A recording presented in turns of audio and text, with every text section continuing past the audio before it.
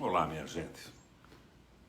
Hora do almoço, mas eu estou aqui em Brasília e agora há pouco no meu gabinete eu gravei um Face Live sobre o orçamento da União, a destinação dos recursos e me veio um aviso do Facebook. Não conseguimos publicar o seu Face Live por isso, por aquilo. Não sei por que foi, mas a verdade é que não publicaram. Eu vou repetir aqui mais ou menos as mesmas ideias que eu expus há poucos momentos atrás, quase uma hora atrás. Vamos lá, minha gente. O que eu quero conversar com vocês é sobre o orçamento de 2019. Impressionante. O orçamento previsto para o Brasil, o dinheiro arrecadado pela União, é de 3 trilhões e 300 bilhões de reais. Dinheiro para ninguém botar defeito. Mas 42% do total do orçamento vai para pagamento de juros, encargos, amortizações da dívida, ou seja, a nossa dívida vai consumir 1 trilhão e 420 bilhões de reais. É impressionante, né? 42% do orçamento da União. Uma dívida controlada pelos bancos, pelos milionários, pelos nossos credores, que dominam o Banco Central, que estabelecem as taxas de juros e que parece que tem o Brasil na mão de há muito tempo, mas agora completamente. Até a securitização da dívida dos estados, passando para os bancos a cobrança e tudo isso está caminhando no Senado da República e na Câmara. Vergonha total. É um assalto da banca sobre o Estado brasileiro, sobre a União, os estados e os municípios. Então, para vocês entenderem com mais clareza, de 3 trilhões e 300 bilhões de reais, apenas 1 trilhão e 950 bilhões de reais, serão repartidos com saúde, educação, segurança, assistência social, etc. Nós arrecadamos, sangramos o Brasil, cobramos impostos, aumentamos gasolina, para quê? Para pagar uma dívida que nunca foi auditada, que está na mão dos credores. E ainda vem eles com essa conversa de Banco Central independente. Independente do quê? Do Brasil, do país, da vida do povo. Estou impressionado com isso. Ninguém diz nada, né? Ficam atrás aí do Queiroz, do motorista. Isso é questão de polícia. Lá no Paraná, quando um vereador fez isso, a polícia levantou, o Ministério Público acusou, o Judiciário condenou e ele perdeu o mandato. Que perca o mandato o tal do Flávio Bolsonaro, que evidentemente tudo aparenta que sim, estava ficando com o dinheiro do seu gabinete. E se isso vai para o outro irmão e vai para o pai, que se tomem as providências. Mas vamos cuidar do Brasil, o que está acontecendo no país. Senadores do Paraná, eu perdi a eleição no Paraná. Para mim foi uma surpresa, eu imaginava que teria um belíssimo resultado. Os institutos de opinião diziam que eu seria o mais votado proporcionalmente do Brasil, mas perdi. Foi o turbilhão do bolsonismo, uma facada, esse negócio todo, e a história de dizer que político não serve para nada. Agora, um dos meus sucessores, são dois que assumem, né?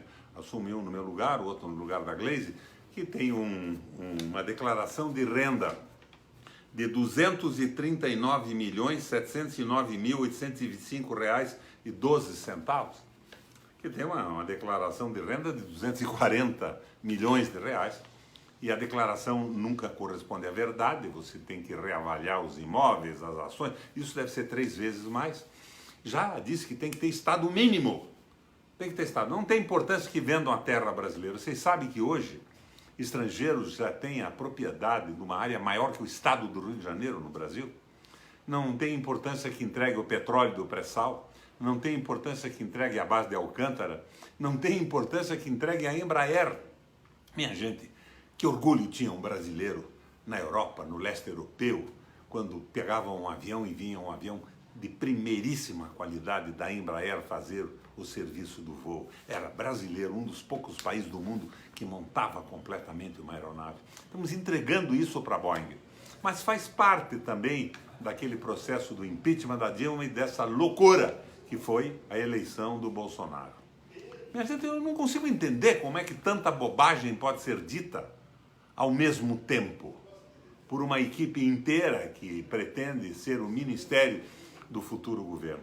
Mas esse senador que me substitui diz o seguinte: eu não posso aceitar que o Senado pague mudança para os novos senadores.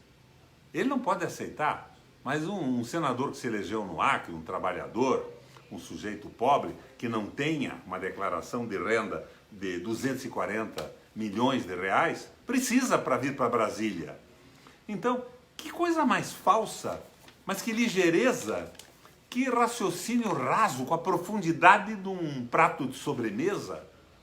Meu Deus, o que vai acontecer? 8 anos no Senado com esse tipo de raciocínio?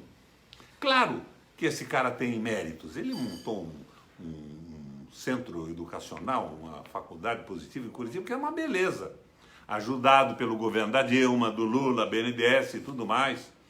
E montou uma empresa de computadores que é a maior do Brasil, inclusive apoiado por incentivos do meu governo, não especificamente a ele, mas a todo o setor, porque eu trabalhei a favor da economia do Paraná. Agora vem com esta conversa mole de milionário, que é muito ruim um senador pobre do Acre receber um auxílio para se mudar para Brasília.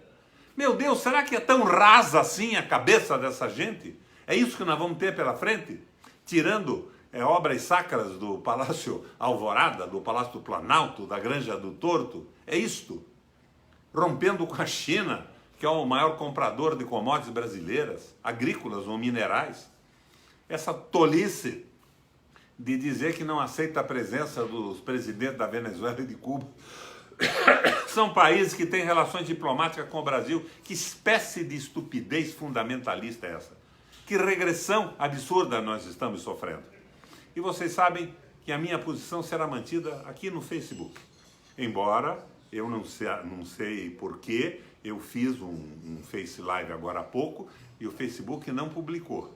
Talvez tenha entrado ao vivo para algumas pessoas, depois veio um recado aí, um erro que nós estamos investigando. Eu não quero saber de investigação. Se existe o Face, a gente pode falar que seja aberto. Minha gente, inteligências rasas como um pires de sobremesa. É isso que nós vamos ter no Brasil por 4 anos e no Senado por 8 anos? Que caia o raio que caiu na cabeça do Padre Vieira, o raio ou estalo. Ele era devoto de Maria e de um toleimão, de um padre ignorante, se transformou da noite para o dia no mais primoroso e importante orador sacro brasileiro. Minha gente, eu desejo para o Ouro Visto o estalo do Padre Vieira, porque assim ele será mais útil ao Paraná e ao Brasil. Uma besteira, Ouro Visto? Não. Asneira desse nível, você, reitor da universidade, professor importante e até agora meu amigo? Não, porque isso transforma o nosso país numa merda. Eu não quero isso.